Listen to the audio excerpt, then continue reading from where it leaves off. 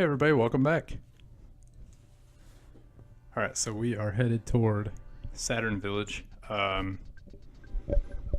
can't remember last time if somebody was possessed. Now we're possessed. So we got that going for us. We're fighting these roaches. Roaches are easy. Just continually hit the fight button until you beat them. That's all you can really do. The only thing that they can do is either cause damage or they'll like freak one of your party out to where they won't move for a couple of turns or a turn or something. Shouldn't last too long. Anyways, we're gonna head to Saturn Village, talk to the Saturns. We'll just do that kind of stuff. I should get rid of something. I really should take this bottle rocket. There we go. Now we got the bottle rocket. It's one of those things that's like the more bottle rockets that Jeff has. I mean, because the bottle rockets cause a mass amount of damage. So, with them in Jeff's inventory, you kind of you can like big fights such as the one with Belch that we're coming up on. And here's Saturn Village. This is, like I said, the Mr. Saturn is like the mascot for the Mother series, the Earthbound series. Everything, well, not everything, as far as staying in Saturn Village and getting fixed up in Saturn Village, seeing the doctor, for instance, here, will cost you nothing. Now, as far as items go, if you want to upgrade your items, then you need to that's stuff you're gonna have to pay for, but you can, it's easy. You can just, you take money out. It's the same thing. You take money out, and it's not like their currency is different. So, what else? What else is there? I know I try to get some fun facts about this game. So I've got one actually. I go on the internet, try to find something about this, so it's not just me talking about the fights and what's the best strategies and that kind of thing. I'll try to throw in some facts. The fact though, it's like a fun little fact. So the writing, the font that the Saturns talk in, is actually, oh man, I hope I say this right. If I don't, please don't murder me in the comments. Shikasada Itoi's. It was like his daughter's handwriting. It was just some handwriting that she just made up on the spot or something. And anyways, they incorporated it into the game, which was kind of neat. Sometimes it's hard to read. And the Saturns talk definitely, way different than, everybody else does in this game. That right there is a nice little clue that we need to hold on to. We need to remember, because where we're going in this game, we need to, it's one of those things where it's just kind of like you wait and you wait and you wait until you can enter. And it sucks because, I mean, shit, you wait. I'm almost positive you wait for legit real life 3 minutes. We need to do some upgrades though before we head to the base to fight Belch. So I'm gonna do some upgrades, and then I'll come back and we'll be headed to the base. So just sit tight. We'll be right back.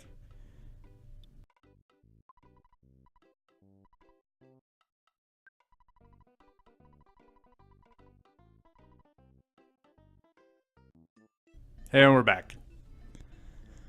Items upgraded. We are gonna head toward the base, which is, we have to go basically back the way that we came. So be prepared for a couple of roach fights. The huge. The Belch fight. The Belch fight, the first fight, anyways, because you're actually gonna fight him. I think like 3 times in this game altogether. It might only be twice. I won't know until either I look ahead, or we get there as a cohesive unit. Uh,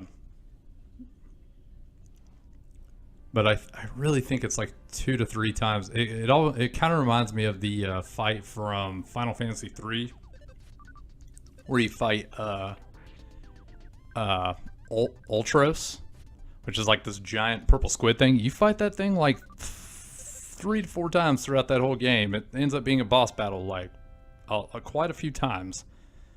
But the boss fights I think they were each different.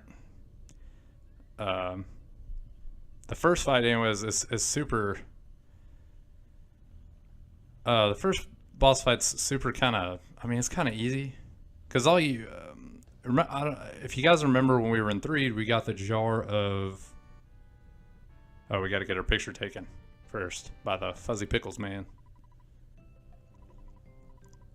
But if you remember when we were in 3, we got the jar of fly honey. That's gonna come into a big part of this whole game and this whole boss fight. Anyways, the first one, it'll be a big part of it. Anyways, this right here, say password, just don't do anything, unlike I just did. Once it says say password, just kind of like drop your controller and do what you got to do. We got 3 minutes, so go do what you gotta do. If you gotta throw some laundry in the wash, go do it. What else could you do? If you're hungry, go make you a sandwich. You can do that.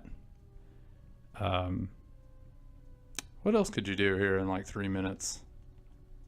You got to spank the monkey. You could do that.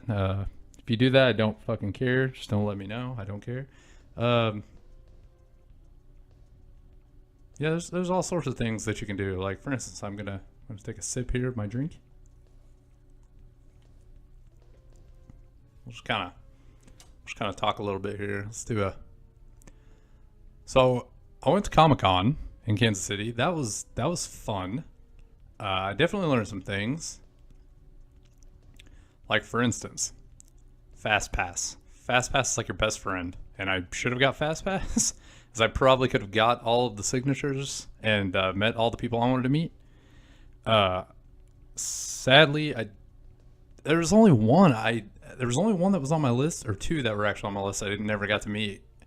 Danny Trejo, never got to meet him, and Sting was there.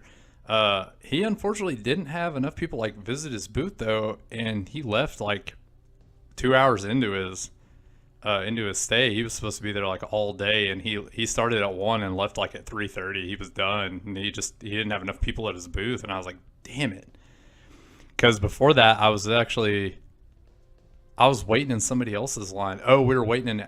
We met Alice Cooper, and we got Alice Cooper.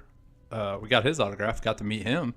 And then I was like, I'm headed straight to Sting. And as soon as I was headed straight to Sting, he was up and walking away, and they were pulling all of his stuff down. I'm like, went up to one of the ladies. I'm like, is he done for the day? And they said, yeah, he didn't have enough people coming. So they kind of, once that happens, we just kind of tell them they can go. I'm like, oh God. It's like, I am such a huge fan of professional wrestling. I love it. And I know that there's people out there that are like, oh man, that shit's fake. Yes, to a certain extent, it is fake, but you also get to see a lot of there's a lot of that shit that's real though. I mean, yeah, the stunts they try to choreograph it up to before the match. It's a show, and I understand that. It's still a damn good show. Those guys do a lot of crazy shit. I mean, they're it's almost like they're I don't want to use the term stunt person, but that's pretty much what they're doing. Okay, we can go in now to this. But it's they're stunt person. I feel like it's not a and I definitely use athlete. I mean, you have to. I mean, shit, you have got to have some damn good some damn good cardio in. Okay. When this little thing asks you if you have fly honey, say yes, and you'll avoid a fight. And then you can fight these little red bastards called Foppys, and they're pushovers.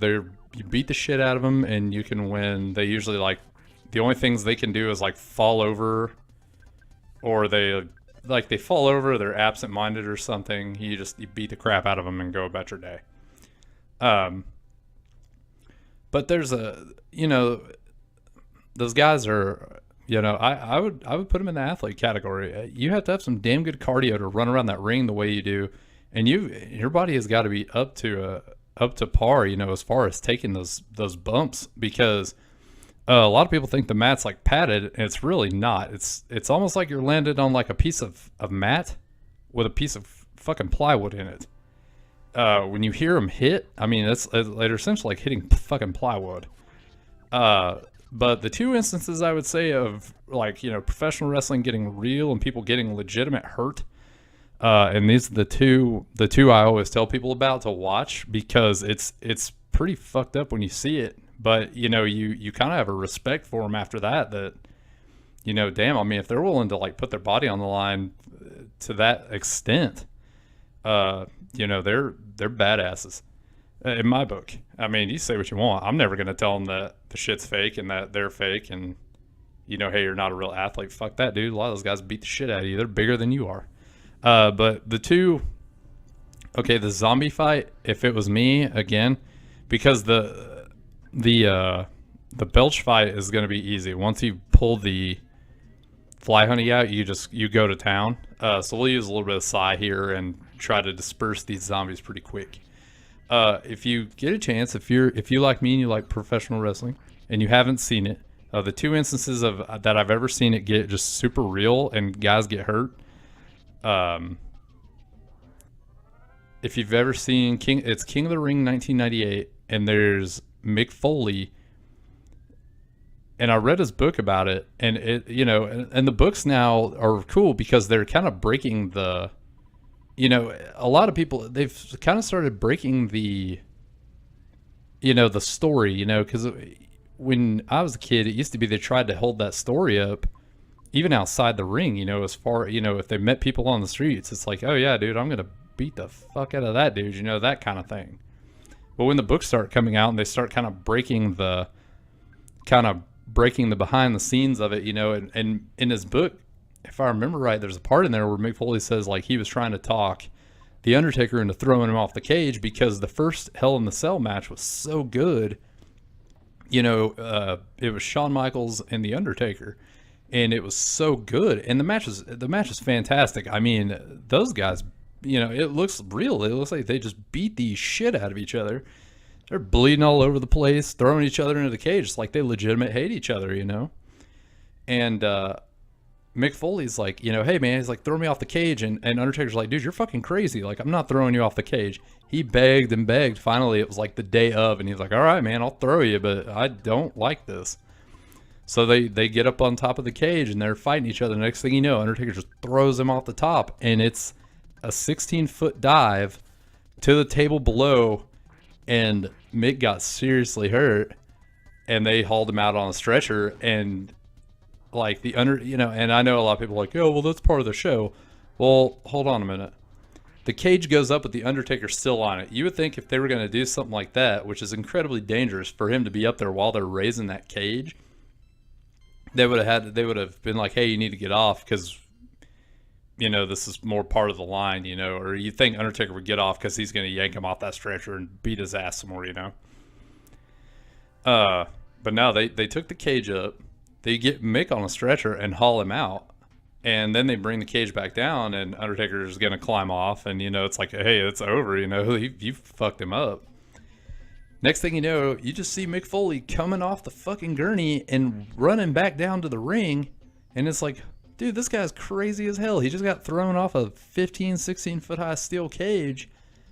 And he's now running back to the ring to get some more. Like, and in his book, he's saying that, I was running on pure damn adrenaline at this point because I am, I'm pretty hurt, but you know, I want to make this match. So he goes back down there. Undertaker, they get back on the cage. They fight some more. Undertaker choke slams him through the cage. Steel chair hits him in the face on the way down.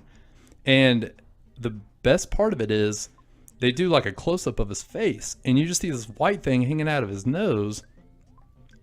And it's like, oh, it's like a booger. No, that was a fucking tooth. There was so much force on the choke slam when he hit the mat that a fucking tooth came out of his mouth and through his nose. And it's like, holy shit. Like Mick Foley's a damn badass. The dude has like replacement hips now because he has just done some crazy shit in his career. The second one is, if you watch, it's SummerSlam 97, Owen Hart versus Stone Cold. Owen Hart does a sit-out tombstone pile driver and like breaks Stone Cold's neck essentially. Like he was off wrestling for a little while until I think Royal Rumble 98 when he won and went to WrestleMania. But you just see it, and like you kind of watch Austin kind of dip his head a little bit during that match, and he went on. And you know, there's so many more. Like I think Taz got his neck broke in ECW once, and the ECW guys didn't have any damn insurance, and those guys were doing crazier shit than everyone else was. Anyways, all right, sorry, I didn't mean to go on that like big tangent there. We're headed toward the Belch fight. We're just stocking up on some items. We'll ditch these Foppys because fuck those guys. The little throw ups, they'll dodge you. We'll fight these Foppys.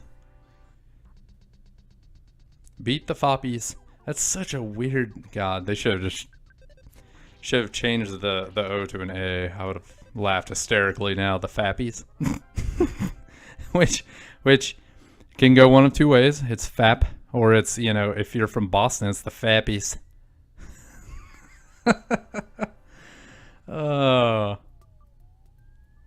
But these little motherfuckers are hard to beat because they exhale stinky breath in your face, which is kind of their main attack.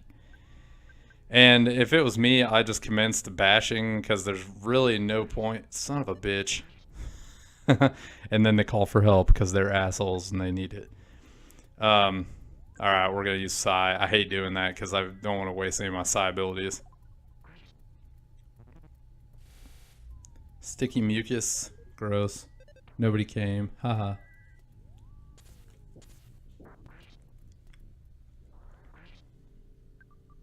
All right.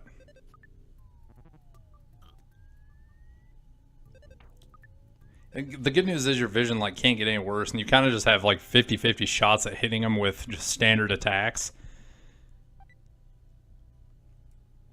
We already have too much, and I don't want to throw anything away, but I should.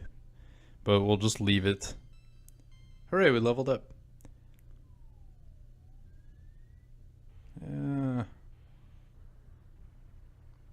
Wait. Whoops. I really should have went through that door. The mostly bad fly and his cohort. Great.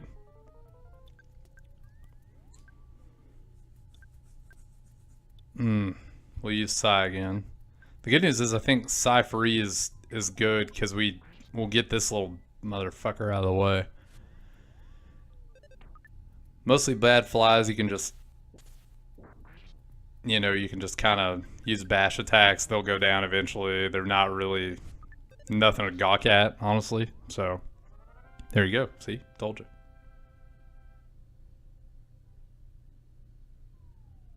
All right, let's go back to this room here. Ooh, excuse me. Hooray, a butterfly.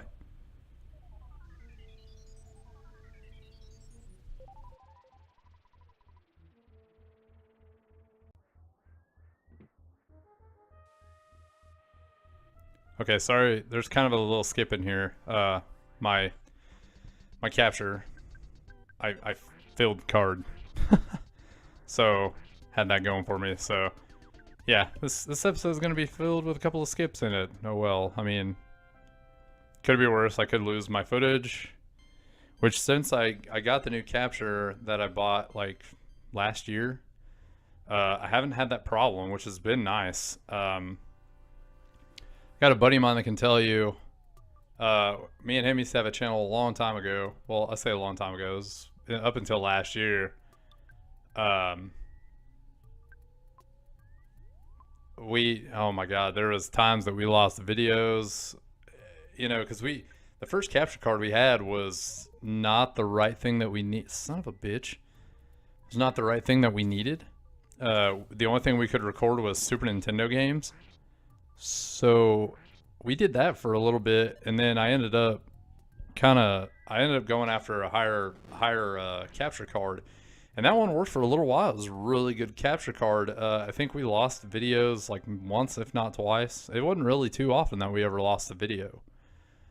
The only downside was eventually that capture card died. All right, here's the fight. Let's make sure that we're ready to go here.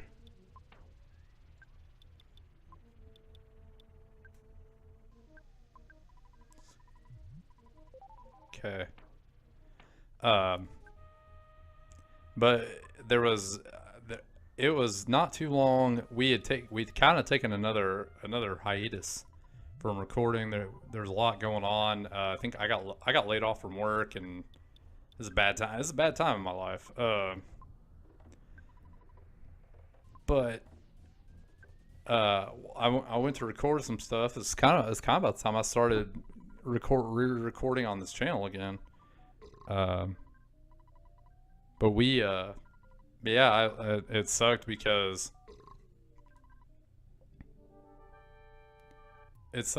all right, so the first thing you need to do in this fight is get the fly honey out and give it to him.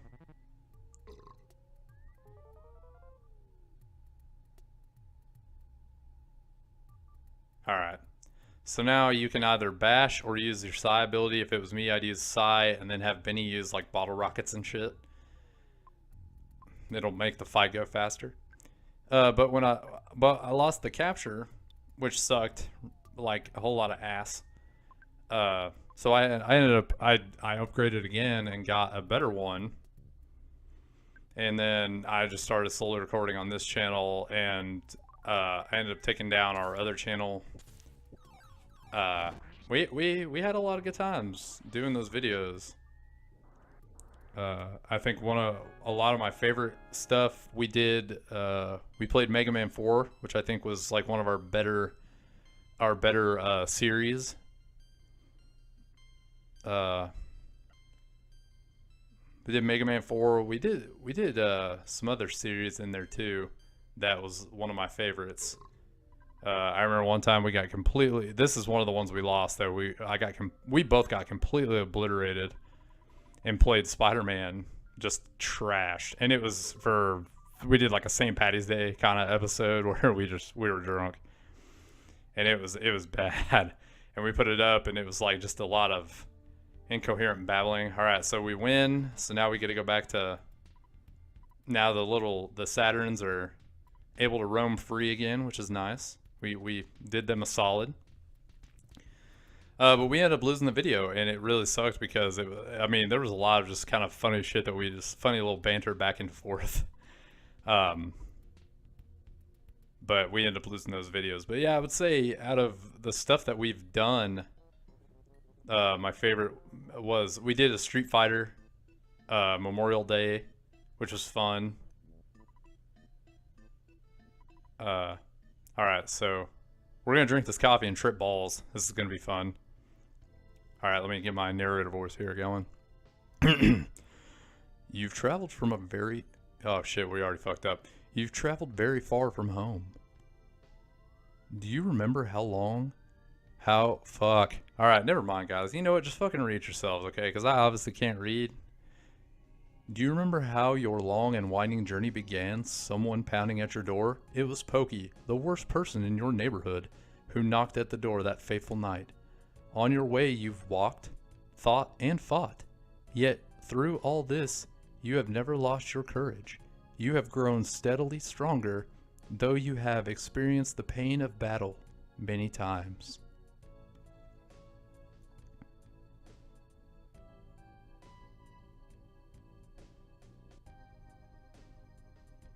You are no longer alone in your adventure. Paula, who is steadfast, kind, and even pretty, is always at your side. Benny is with you as well. Though he is timid, he came from a distant land to help you. Daryl, as you certainly know by now, you are not a regular young man. You have an awesome destiny to fulfill.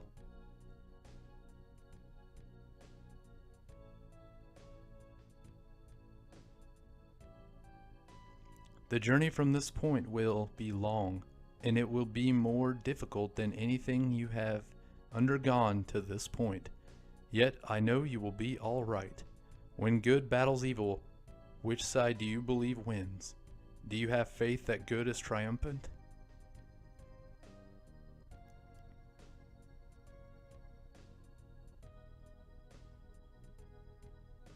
One thing you must never lose is courage. If you believe in the goal you are striving for, you will be courageous. There are many difficult times ahead, but you must keep your sense of humor. Work through the tough situations and enjoy yourself.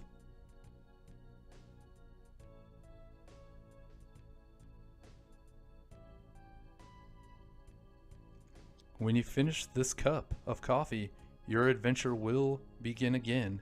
Next, you must pass through a vast desert and proceed to the big city of Forsyth.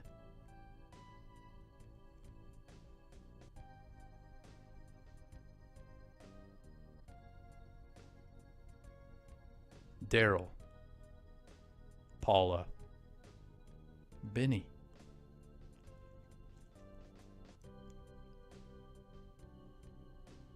I wish you luck.